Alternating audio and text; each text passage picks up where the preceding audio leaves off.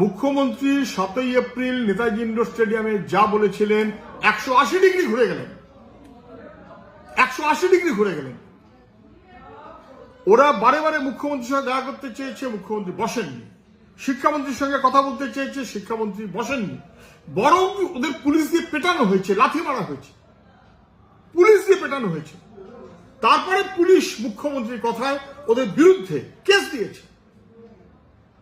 ওরা লেখাপড়া জানা ভালো ছেলে মেয়ে যারা স্বচ্ছ এবং যোগ্য মেধাসম্পন্ন, তাদের বিপদে পড়তে হবে কেন?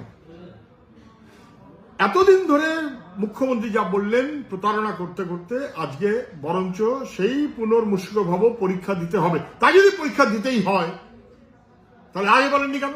আগে অন্য কথা বলছিলেন কেন? যদি পরীক্ষা দিতেই হয় তাহলে রিভিউ পিটিশনটা ঠিক মতো করেননি কেন? তার আগে রিভিউ পিটিশন করে কেন বলেননি যে যারা অপরাধী তাদের আমি টাকা ফেরত করাবো 3 মাসের মধ্যে, হলফনামা দিচ্ছি আমি? উনি কেন বলেননি? উনি কেন বলেননি যে আমি এই সমস্ত ওয়ে মার্কশিট বার করে দিচ্ছি? কেন উনি বলেননি যে এই হচ্ছে যোগ্যদের লিস্ট? তারপরে উনি বলতে পারতেন এই যোগ্যদের মধ্যে কাউকে এখন বাতিল করবেন না, এরা যোগ্য, দায়িত্ব আমার, আমি হলফনামা দিচ্ছি, এদের মধ্যে কেউ অযোগ্য থাকলে তার বিরুদ্ধে আমি ব্যবস্থা নেব। উনি যোগ্যদের পাশে দাঁড়াননি, উনি চাকরি চোরদের পাশে দাঁড়িয়েছেন।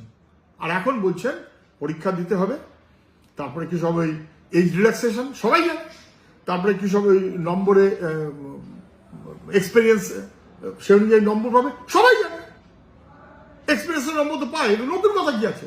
ফলে উনি নতুন কোনো কথা বলেননি, বরং আবার নতুন কোনো প্রতারণার ছক কিনা উনি কবে নোটিফিকেশন করবেন, কবে অ্যাপ্লিকেশন হবে, কবে কাউন্সেলিং হবে, ইত্যাদি ইত্যাদি। কে করবেন সবটা?